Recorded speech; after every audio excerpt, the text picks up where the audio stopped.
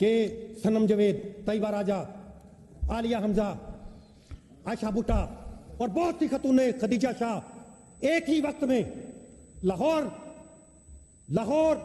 गुजरावाला, मियांवाली, फैसलाबाद, पिंडी हर जगह मौजूद थी। कहें कि ये गलत FIR थी। बताएं कि मियां महमूद रशीद कलाशन को पकड़कर उसने किसी को नहीं मारा। माने कि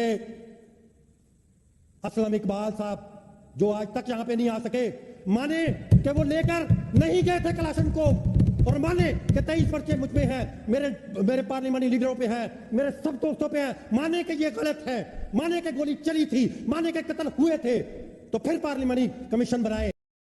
बेड़ा तर्जे आ गए ना, अपने वास्ते आ गए ना। सवाल है